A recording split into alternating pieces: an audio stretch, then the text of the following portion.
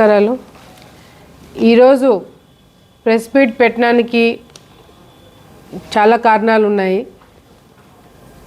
నిన్న ఏదైతే మహానాడు ఆలగడ్డ నియోజకవర్గంలో మేము పెట్టడం జరిగిందో దాన్ని చాలా పెద్ద సెన్సేషన్ చేసేసి లేనిది ఉన్నట్టుగా ఉండేది లేనట్టుగా సోషల్ మీడియాలో కొంతమంది వ్యక్తులు మెయిన్ ఛానల్ మీడియాలో దాన్ని నేను చెప్పినవన్నీ కూడా ట్విస్ట్ చేసి బయట ప్రచారాలు చేయడం జరుగుతుంది.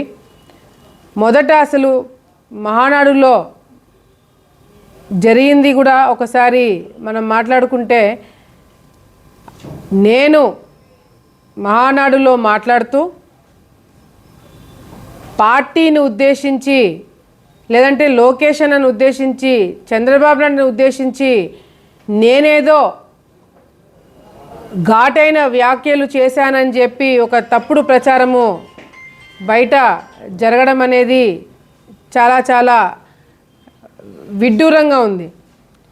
ఎందుకంటే నేను అక్కడ మాట్లాడింది కూడా కార్యకర్తలు ఎవరైతే గతంలో బాగా కష్టపడి పనిచేసి తెలుగుదేశం పార్టీని అధికారంలోకి తీసుకురావడానికి ఎంతోమంది కార్యకర్తలు త్యాగాలు చేసి వాళ్ళందరూ కూడా గెలిచిన తర్వాత వాళ్ళకి సరైన గుర్తింపు ఇవ్వాల్సిన బాధ్యత స్థానికంలో మాకెంత ఉందో పైన పార్టీకి కూడా అంతే ఉంది.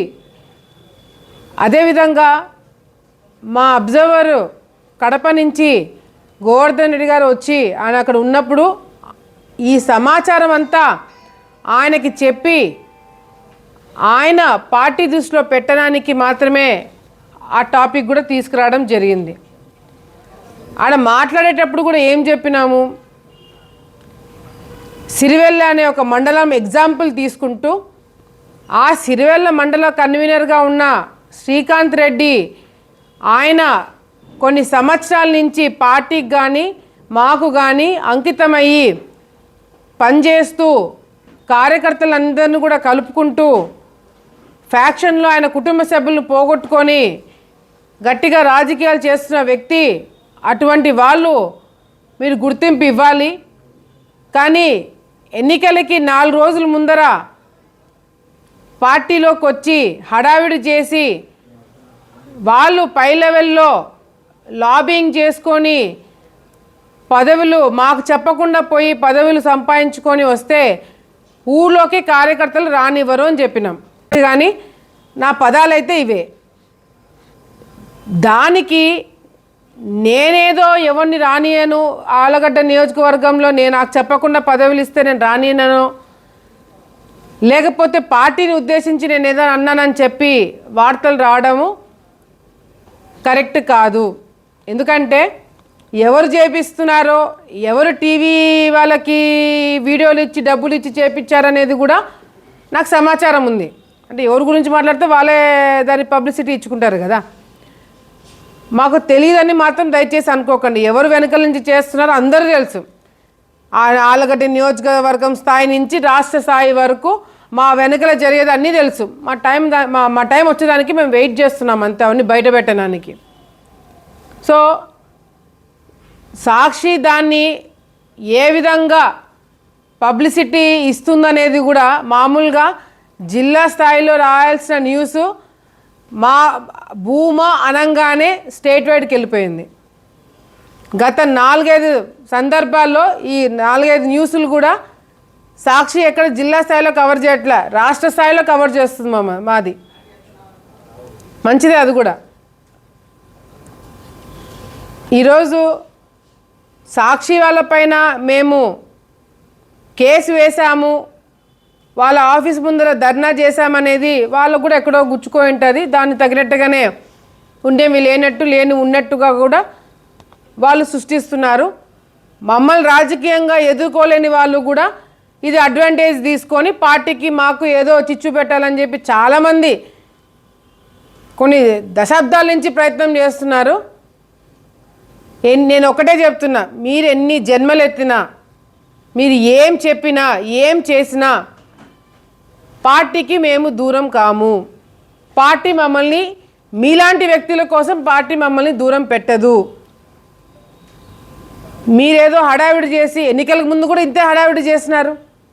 ఎన్నికలకు ముందు కూడా ఇట్లాగే లేనిపోనివన్నీ రాసినారు, చెప్పినారు, పెద్ద సీన్ చేసినారు. ఏమైంది? ప్రజలకి మా మీద నమ్మకం ఉన్నింది, పైన నాయకులకి మా మీద నమ్మకం ఉన్నింది. దానికి తగినట్టుగానే ఈరోజు మేము గెలుచుకోవడం జరిగింది. ప్రెస్ మీట్ పెట్టాం కాబట్టి ఇది కూడా మీ దృష్టికి మాట్లాడాలా. మామూలుగా అయితే నేను దీనికి పెద్ద ఎక్స్ప్లెనేషన్ ఇవ్వకూడదని అనుకున్నాను. ఏదైతే మొన్న రమిజా అని చెప్పి ఒక మహిళ, ముస్లిం మహిళ, ఆమె గురించి మీడియాలో ఇష్టం వచ్చినట్టు ఒక అంటే మీరు మహిళలు అనేది ఎట్లాగో మీరు మర్యాద ఇవ్వట్లేదు. ఆఖరికి ఆమె గురించి ఛానళ్ళల్లో మామూలుగా ఆమె ఎప్పుడు బుర్కా వేసుకొని వస్తుంటుంది. ఆమె మొన్న బాధపడుతుంది. టీవీలలో ఆమె ముఖము ఏ విధంగా అన్ని ఛానల్స్లో చూపించడం జరిగిందో, ఒక ముస్లిం మహిళగా నా ముఖం అట్లా చూపించడం అనేది ఏందక్క అని చెప్పి ఆమె కూడా కళ్ళలో నీళ్లు పెట్టుకొని ఏడవడం జరిగింది. అవును, ఆమె తెలుగుదేశం పార్టీకి సంబంధించిన ఆమెనే. మొన్న ఏదో ఆడియో లీక్ అయింది అని చెప్పి, ఏంది ఆడియో లీక్? దాంట్లో మామూలుగా వ్యాపారాలు చేసుకున్న వాళ్ళు గట్టిగా మాట్లాడుకుంటారో, మెల్లిగా మాట్లాడుకుంటారో, బుజ్జగించుకుంటారో, ఏం చేసుకుంటారో వాళ్ళు వ్యాపారాలు చేసుకున్న వాళ్ళు మాటలు. దానికి తెలుగుదేశం పార్టీకి ఏం సంబంధము? దానికి మాకేం సంబంధము? ఎక్కడైనా ఆ ఆడియోలో తెలుగుదేశం పార్టీ గురించి కానీ లేదా నా పేరు తీసుకొని నాకు వాళ్ళ అండ ఉంది, నేను పలానా వ్యక్తిని, పలానా పార్టీకి సంబంధించిన వ్యక్తిని నేను, పలానా ఎమ్మెల్యేకి సంబంధించిన నేను ఆ వ్యక్తిని అని చెప్పి ఎక్కడైనా ఆ ఆడియోలో బెదిరించడము ఎక్కడైనా చూసినారా? ఒక మహిళ గట్టిగా మాట్లాడితేనే బెదిరింపా? ఒక మహిళ గట్టిగా మాట్లాడితేనే మీరు అంత బెదిరిపోతే,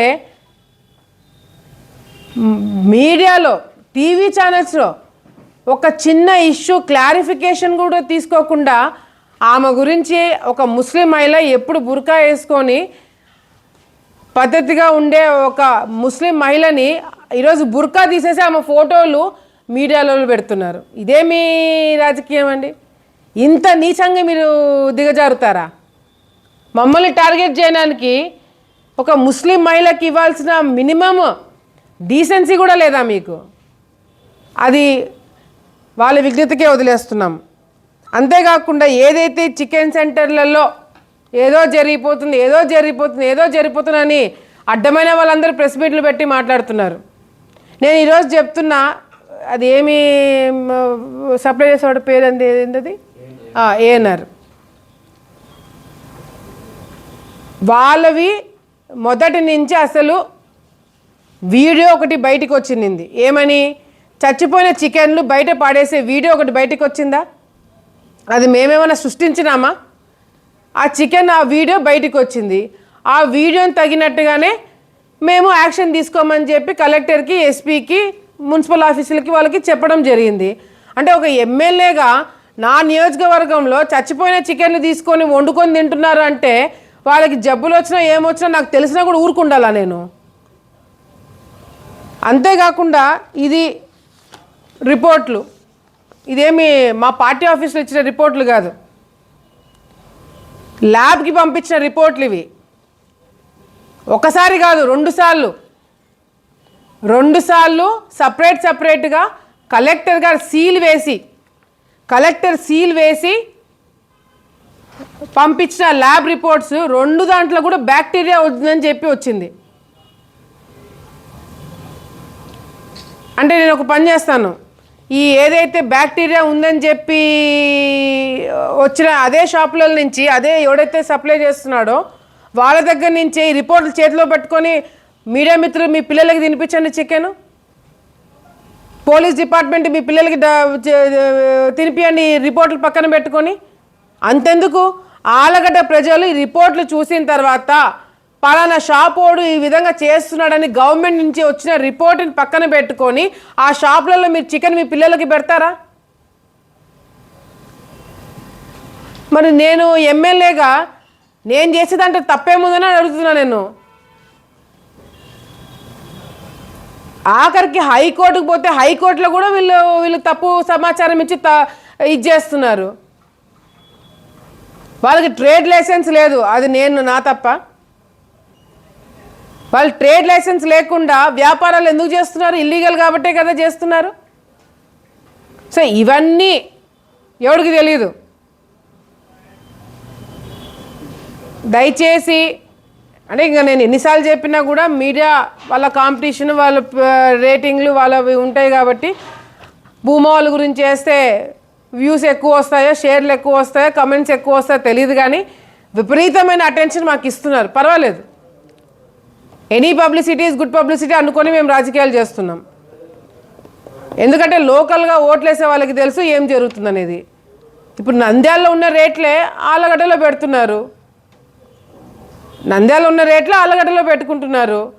మామూలుగా చూసుకుంటే హైదరాబాద్ నుంచి చికెన్ వస్తుంది, కోడ్లు వస్తాయి. హైదరాబాద్ నుంచి వచ్చే కోడ్లు నంద్యాల నుంచి ఆలగడ్డకి వచ్చేటప్పుడు ట్రాన్స్పోర్టేషన్ రేటు పెరగాలి కదా, కానీ ట్రాన్స్పోర్టేషన్ పెరగట్లేదు కదా. నంద్యాలలో ఏ రేట్ ఇస్తున్నారో అదే ఆలగడ్డలో రేట్ ఇస్తున్నారు. కమిషనర్ ఆఫీస్లో కానీ లేకపోతే ఎస్ఏ ఆఫీస్లో కానీ ఎవరొకరు కూర్చొని సర్దుబాటు చేసి మీరు ఇచ్చేయండి. నేను చెప్పేది ఏంది, ఈ పలానా వ్యక్తి దగ్గర చచ్చిపోయిన చికెన్లు బ్యాక్టీరియా ఉందని చెప్పి మాత్రమే మేము అడుగుతున్నాము. వీళ్ళు కొట్లాడుతున్నారు. దేనికి కొట్లాడుతున్నారు? మీకు ట్రేడ్ లైసెన్స్ లేదు, మీకు పర్మిషన్ లేవు. దీన్ని అడ్డుకుంటే మేమేదో తప్పు చేశాము, మేమేదో మాఫియా అంట. సో దయచేసి తప్పుడు ప్రచారాలు మీడియా మిత్రులు కానీ సోషల్ మీడియా, ఆఖరికి సోషల్ మీడియా వాళ్ళకు కూడా చెప్తున్నా, మీరేదో వ్యూల కోసమో, వ్యూస్ కోసమో, సబ్స్క్రిప్షన్ కోసమో, లేకపోతే దేనిలో కోసమో ఇట్లాంటి తప్పుడు సమాచారాలు ఇస్తే రేపు పొద్దున పబ్లిక్ ఏదైనా పొరపాటున కూడా పబ్లిక్ ఏదైనా ఇబ్బంది పడితే దీనివల్ల you will be responsible. So ఇది మహానాడులో జరిగిన దానికి, ఈ చికెన్ దానికి ఒకసారి మీతో అందరితో మాట్లాడదామని చెప్పి పిలిపించడం జరిగింది. మళ్ళీ మహానాడులో నేను లోకేష్ అని ఏదో అన్నానని చెప్పి మీడియాలో రాస్తున్నారు. అదే మీటింగ్లో అదే నోట్తో నేను నా గెలుపుకు కారణము లోకేష్ బాబు గారు, చంద్రబాబు నాయుడు గారు అని చెప్పిన. దాని గురించి ఎందుకు మీరు రాయలేదండి? దాని గురించి ఎందుకు పబ్లిసిటీ రావట్లేదండి? ఎందుకంటే అది పెద్ద కాంట్రవర్సీ కాదు, అది చాలా నార్మల్ న్యూస్, అందరూ చెప్పే డైలాగులు అవి. ఇదైతే చాలా కొత్తగా ఉంది, ఇదైతే నెగిటివ్ వచ్చేదానికి ఆస్కారం ఉంది కాబట్టి దీన్ని పబ్లిసిటీ చేసినారు. పర్వాలేదు, మీరు పబ్లిసిటీ ఇవన్నీ మేము క్లారిఫికేషన్ ఇస్తాం. కానీ మీడియా మిత్రులకు కూడా మరొకసారి నేను తెలియజేసేది ఏంటంటే, ఏదైనా ఇట్లాంటిది ఏదైనా జరిగినప్పుడు మా దగ్గర నుంచి క్లారిఫికేషన్ తీసుకోండి. మేము కూడా క్లారిఫికేషన్ ఇస్తాం. మేము ఇచ్చే క్లారిఫికేషన్ కూడా మీరు రాయాలి కదా. కార్యకర్తలకి అన్యాయం జరగడానికి వీలు లేదు. అది నేనే కాదు, చంద్రబాబు నాయుడు గారు అదే మాట అంటున్నారు, లోకేష్ అన్న గారు అదే అంటున్నారు. ఇంత ఎక్సర్సైజ్ జరుగుతుంది కింద లెవెల్లో, కేసెస్ జరుగుతుంది పార్టీ నుంచి. ఏ బూత్, ఏ వార్డులో, ఏ గ్రామంలో, ఏ మండలంలో ఏ నాయకుడు ఎట్లా పనిచేస్తున్నాడు అనేది కూడా పార్టీ దృష్టిలో ఉంది. అది ఆనర్ చేయండి, అది దృష్టిలో పెట్టుకొని పదవులు ఇవ్వండి తప్ప వెనకదారుల నుంచి వచ్చిన వాళ్ళకి పదవులు ఇవ్వద్దని మాత్రమే నేను చెప్పినాను. అది లొకేషన్ అదే మాట అంటారు, ఎవరైనా అదే మాట అంటారు, నేను అదే మాట అంటున్నా. సో దయచేసి ఇవన్నీ కూడా ప్రజలకి తెలిసి, ఇదేం ప్రజలకి ఎఫెక్ట్ అయ్యే వార్తలేమి కావు. నేను మహానాడులో ఏం మాట్లాడాను, ఎందుకు మాట్లాడాను అనేది ప్రజలకి ఎఫెక్ట్ అయ్యేవి కాదు. అభివృద్ధి కార్యక్రమాలు చేస్తున్నాము, ప్రభుత్వం చేయాల్సిన ప్రభుత్వం చేస్తుంది, మేము పడాల్సిన తిప్పలు మేము పడుతున్నాము. సో ఇవన్నీ కూడా ప్రజలు గమనిస్తున్నారు. వాళ్ళకి ఎఫెక్ట్ కాకుండా మేము రాజకీయాలు మొదటి నుంచి చేస్తున్నాము. ఇటువంటి పిచ్చి పుకార్లు, పిచ్చి న్యూస్లు ఎన్నొచ్చినా కూడా అవన్నీ దాటుకొనే ఈ స్థాయికి వచ్చామనేది కూడా గ్రహించాలని చెప్పి కూడా సందర్భంగా తెలియజేసుకుంటూ, రేపు నంద్యాలలో జిల్లా మహానాడు జరగబోతుంది. సో తప్పకుండా కార్యకర్తలందరూ కూడా ఏకమయ్యి మనం అందరం కూడా జిల్లా మహానాడుకు వెళ్ళి మనము ఆలగడ్డ నియోజకవర్గం సంబంధించిన తీర్మానాలు ఏ విధంగా అయితే చేసినామో జిల్లా మహానాడులో కూడా తీర్మానాలు చేసి అవి రాష్ట్ర స్థాయిలో మరి జరగబోతున్న 27, 28, 29 కడపలో జరగబోతున్న మహానాడులో ఆ తీర్మానాలు మనవి కూడా పెట్టి కార్యకర్తల దగ్గర నుంచి అభివృద్ధి కార్యక్రమాల దగ్గర నుంచి పార్టీ బలపరిచే విషయంలో దగ్గర వరకు అన్ని విషయాల్లో కూడా కార్యకర్తలు మనము కష్టపడినవన్నీ కూడా గుర్తుపెట్టుకొని ముందుకెళ్ళాలని చెప్పి కూడా సందర్భంగా తెలియజేసుకుంటూ భారీ ఎత్తున కడపలో జరిగే మహానాడుకి భారీ ఎత్తున మనం అందరం కూడా కదిలి వెళ్ళాలని చెప్పి కూడా కార్యకర్తలకు అందరూ కూడా పిలుపునిస్తున్నాం.